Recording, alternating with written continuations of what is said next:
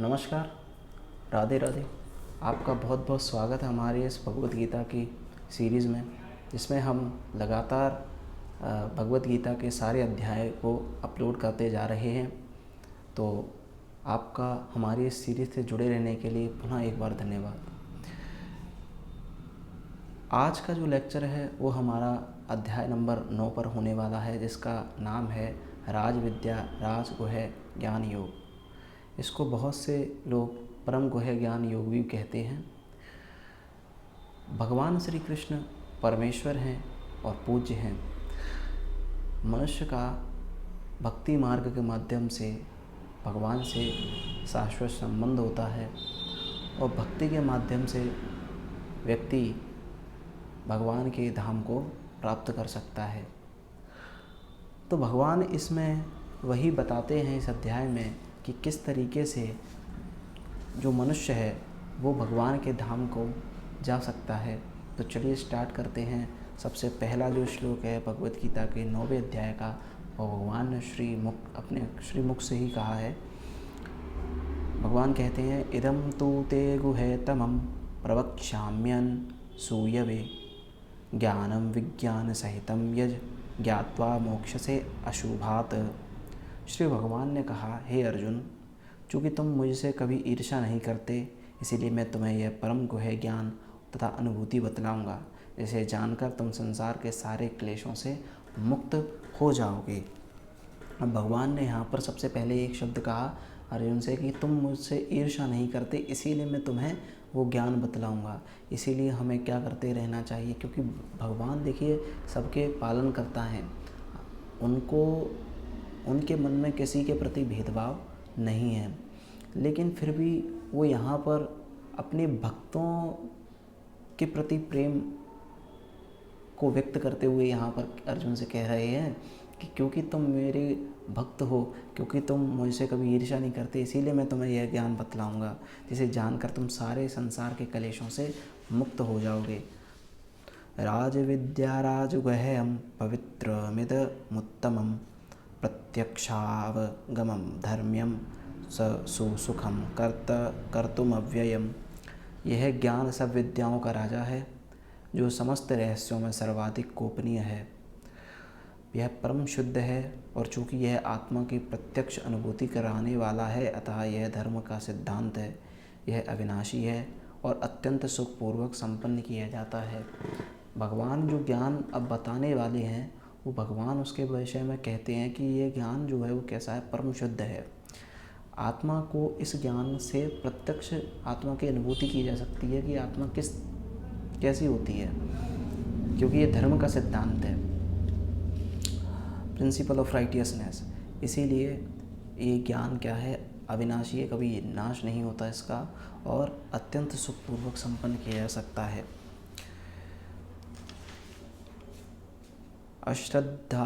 अश्रद्धानाः पुरुषा धर्मस्यास्य परन्तप अप्राप्य मां निवर्तन्ते मृत्यु संसार वर्त्मनि।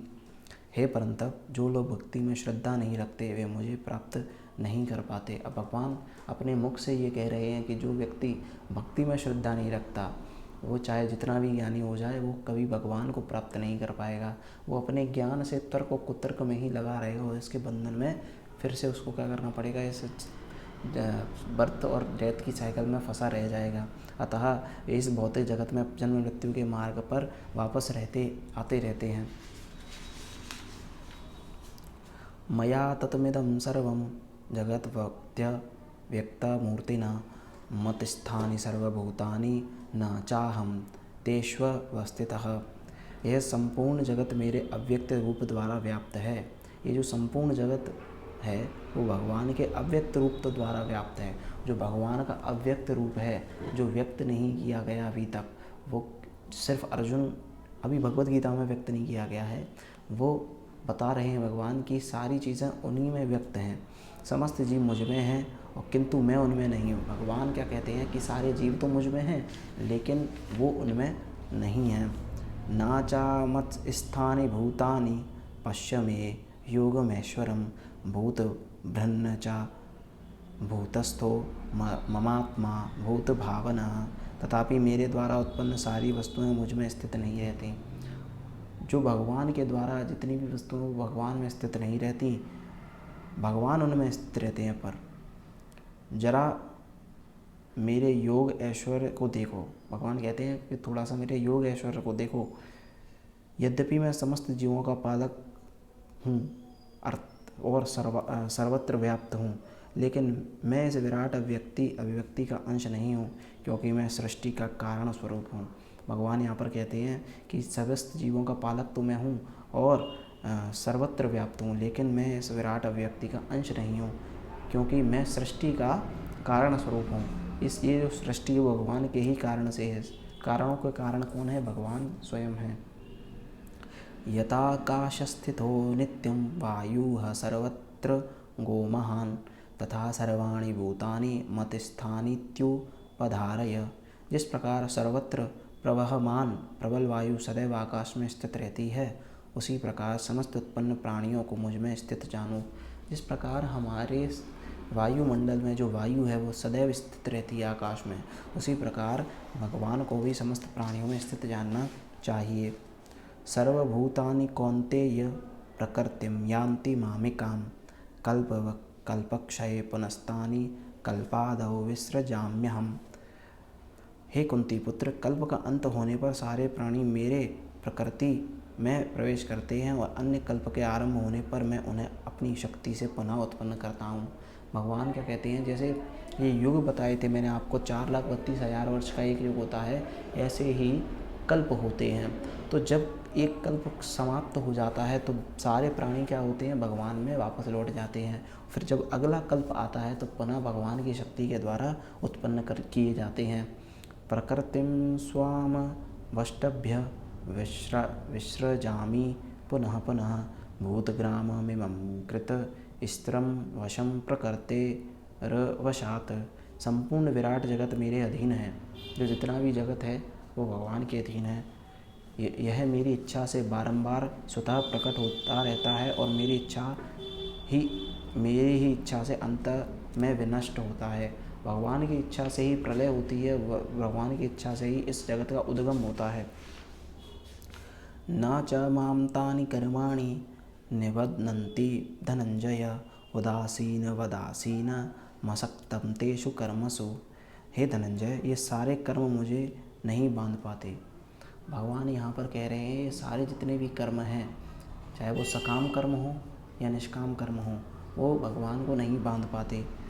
लेकिन भगवान को बांधने की ताकत किस में है? सिर्फ एक भक्त में होती है, क्योंकि भगवान भक्त के वश में होते हैं। और क्योंकि भगवान को भक्त क्या करता है? अपनी भक्ति समर्पित करता है और इस तरीके से भगवान को भी वश में कर लेता है।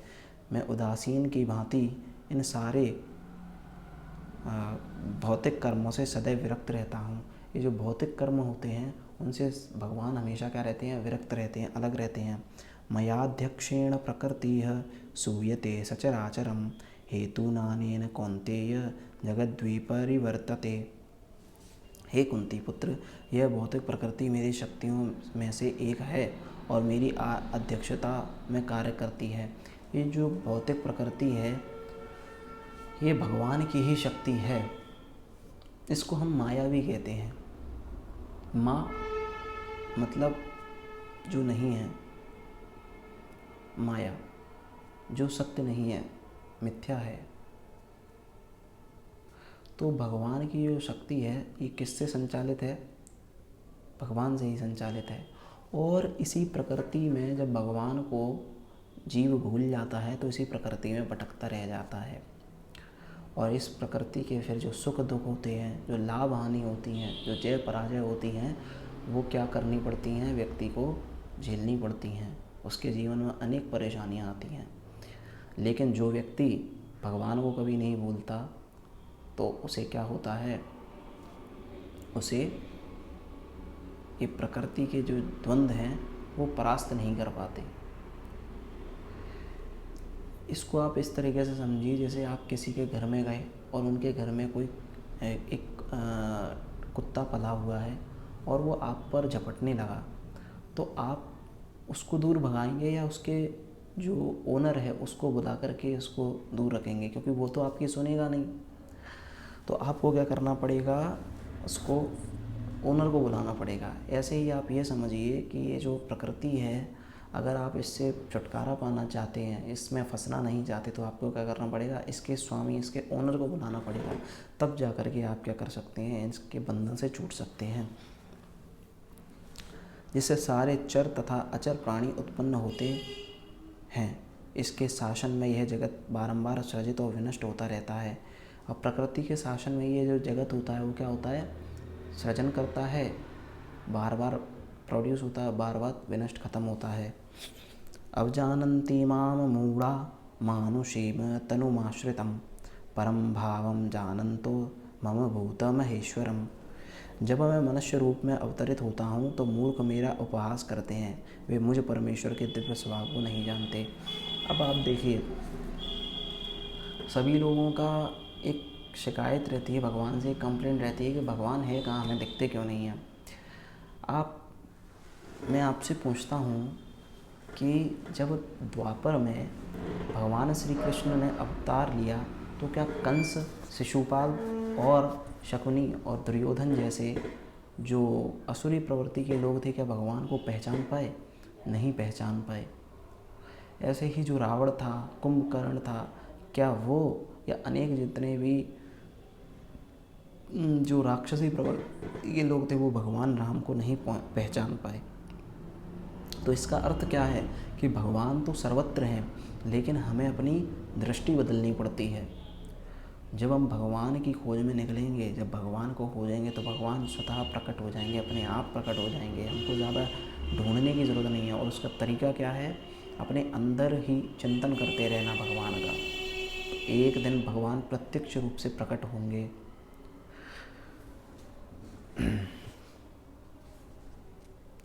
अब क्योंकि भगवान यहाँ पर कह रहे हैं कि जब वो अवतरित होते हैं तो जो दुष्प्रवृत्ति वाले लोग होते हैं, जो आसुरी प्रवृत्ति के लोग होते हैं, वो भगवान का उपवास करते हैं, वो उनके स्वभाव को नहीं जान पाते। मोघाशा मोघ कर्माणो मोघ ज्ञानाविचेतसः राक्षसी मासुरीं चैव प्रकृतिं मोहिनीं श्रिताः। जो लोग इस प्रकार मोहग्रस्त होते हैं वे आसुरी तथा नास्तिक विचारों के प्रति आकृष्ट रहते हैं। ऐसे लोग जो मोहग्रस्त होते हैं वो कैसे होते हैं, आसुरी होते हैं और नास्तिक प्रवृत्ति के, नास्तिक विचारों के प्रति आकृष्ट रहते हैं। इस मोहग्रस्त अवस्था में उनकी मुक्ति आशा, उनके सकाम कर्म तथा ज्ञान का अनुशीलन सभी निष्फल हो जाते हैं। ऐसी अवस्था में क्या होता है, सभी जो चीज़ें होती हैं वो क्या होती हैं, निष्फल हो जाती हैं। महात्मानस्तु मां पार्थ दैवीं प्रकृतिमाश्रिताः भजन्त्यनन्यमनसो ज्ञात्वा भूतादिमव्ययम्। भगवान यहाँ पर कहते हैं, हे पार्थ, मोह मुक्त महात्मा जन दैवी प्रकृति के संरक्षण में रहते हैं। अब भगवान यहाँ पर कहते हैं कि ये जो प्रकृति है वो कैसी है, दैवी प्रकृति है। तो जब व्यक्ति मोह मुक्त होता है और भगवान की भक्ति में लगा रहता है तो ये जो प्रकृति है ना वो खुद उसकी रक्षा करने के लिए आ जाती है, क्योंकि है तो ये भगवान की प्रकृति। भगवान की प्रकृति जो होती है वो अपने को मोह में इसीलिए फंसाती है क्योंकि वो संदेश देना चाहती है कि तुम भगवान की शरण में नहीं गए, भगवान की शरण तुमने नहीं ली, इसीलिए तुमको क्या करना पड़ेगा, इसका दंड भोगना पड़ेगा। और दंड भोगने के लिए क्या करती है प्रकृति, नई नई चीज़ों को आपके सामने फेंकती है। वे पूर्णतः भक्ति में निमग्न रहते हैं क्योंकि वे मुझे आदि तथा अविनाशी भगवान के रूप में जानते हैं। और ऐसे लोग क्या होते हैं, भक्ति में निमग्न रहते हैं और भगवान को आदि तथा अविनाशी के रूप में जानते हैं। सततं कीर्तयन्तो मां यतन्तश्च दृढ़व्रताः नमस्यन्तश्च मां भक्त्या नित्ययुक्ता उपासते।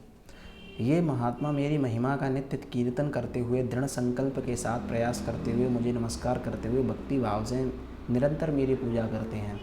भगवान यहाँ पर क्या कह रहे हैं कि जो व्यक्ति नित्य भगवान की महिमाओं का कीर्तन करता है, दृढ़ संकल्प के प्रयास के साथ प्रयास करते हुए भगवान को नमस्कार करता रहता है, भक्ति भाव से निरंतर भगवान की पूजा करता है, ऐसा व्यक्ति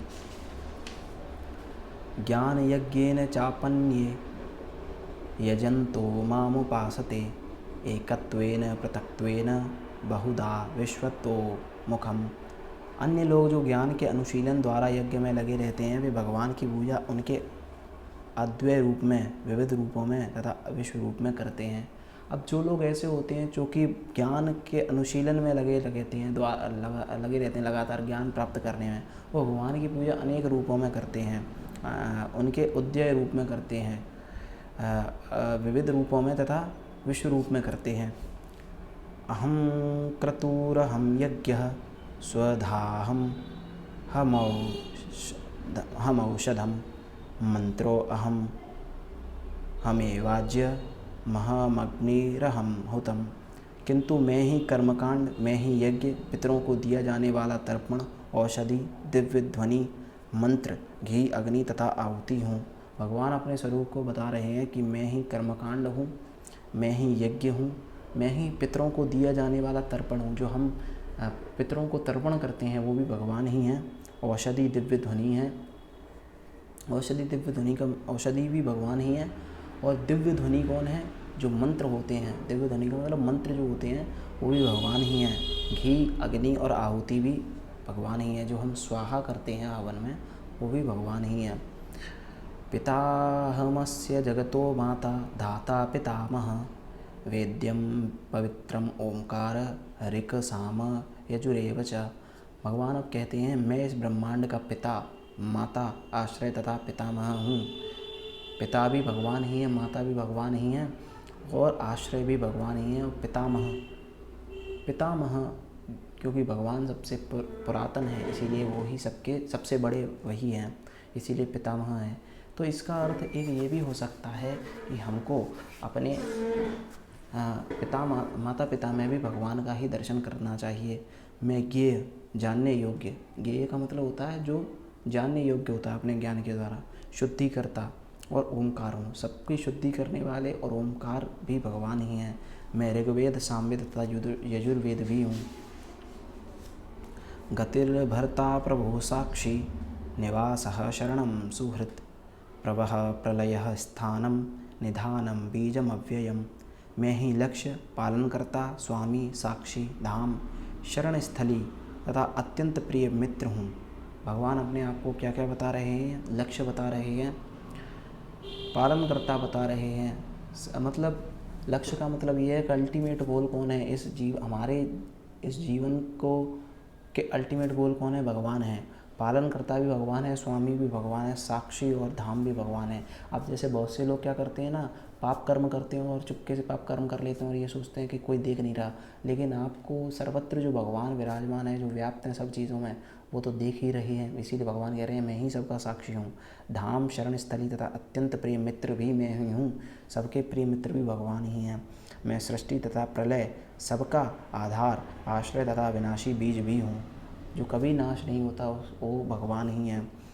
तपाम्यहमहं वर्षं निग्रहण्युत सृजामि च अमृतं चैव मृत्युश्च सच्चाहम अर्जुन।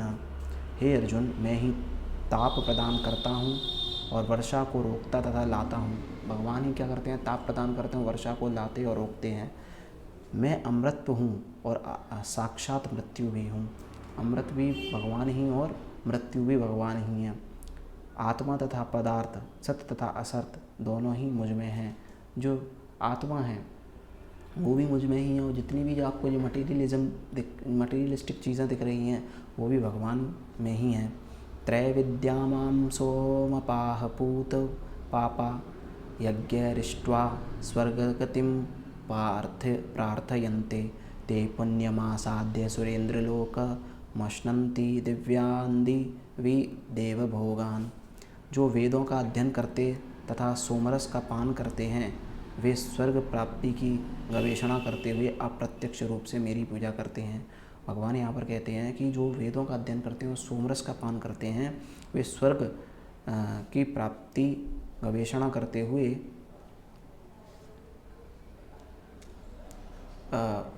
अप्रत्यक्ष रूप से भगवान की पूजा करते हैं।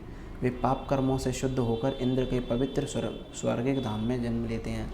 ऐसे लोग क्या करते हैं? इंद्र के धाम में जन्म लेते हैं, जहाँ देवताओं का सा आनंद भोगते हैं और फिर क्या करते हैं, देवताओं का सा आनंद भोगते हैं।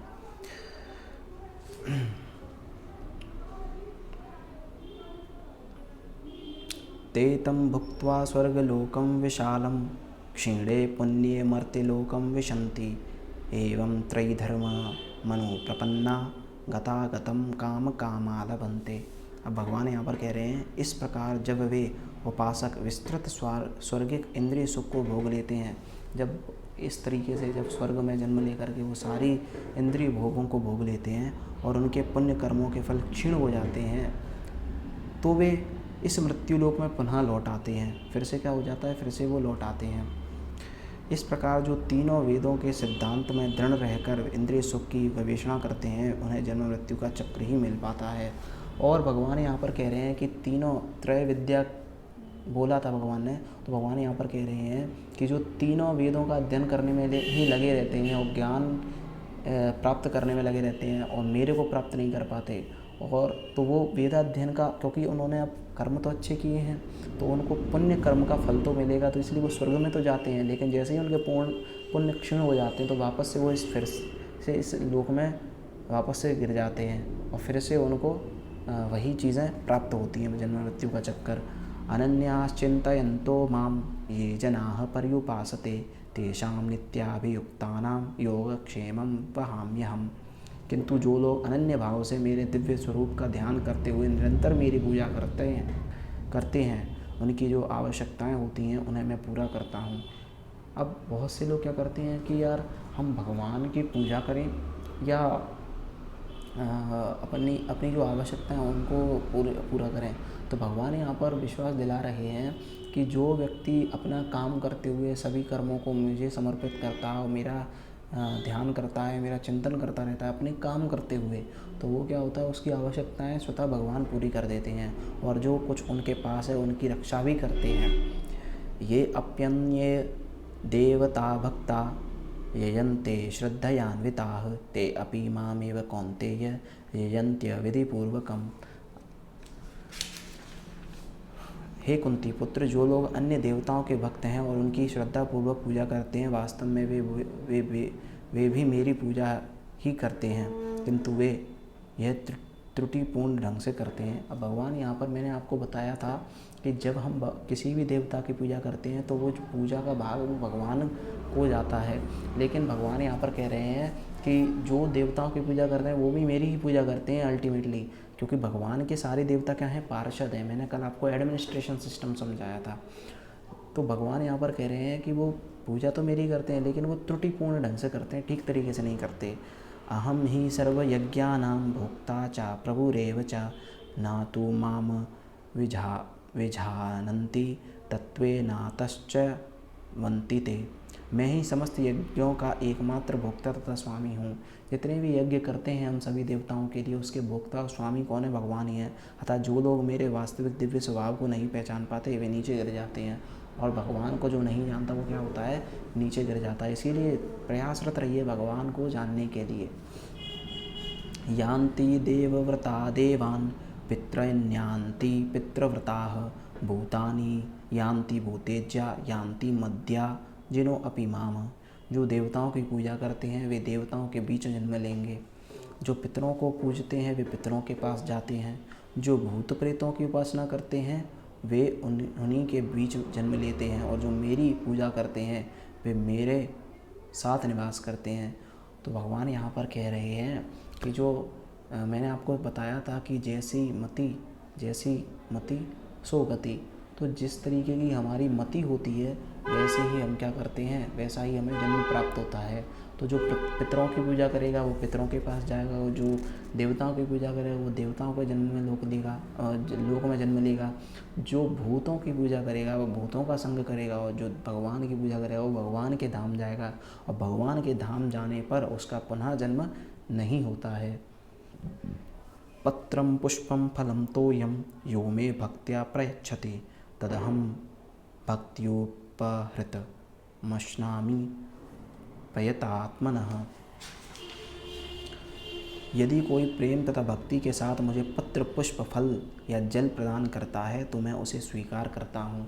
अब मैंने आपको बताया था कि एक एग्ज़ाम्पल दिया था पिछले लेक्चर्स में कि जब हम भगवान को भोग चढ़ाते हैं तो किसी के मन में ये सवाल आ सकता है कि भोग गया था, जैसा का जैसा गया था वैसा का वैसा आ गया, लेकिन उसका कंटेंट बदल जाता है। भोग जाता है और प्रसाद आता है, और प्रसाद का मतलब होता है प्रभु के साक्षात दर्शन।